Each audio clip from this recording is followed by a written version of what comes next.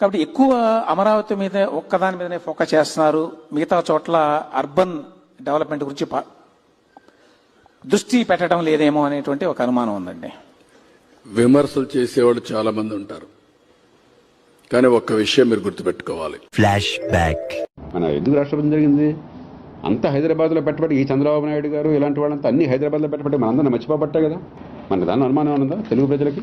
ప్రపంచంలో మీరు ఎక్కడికి పోయినా కూడా తీరం ఎక్కడుంటే అక్కడ అభివృద్ధి, అక్కడ పారిశ్రామికీకరణ, అక్కడ జనాభా, ప్రపంచం అంతా అంతే.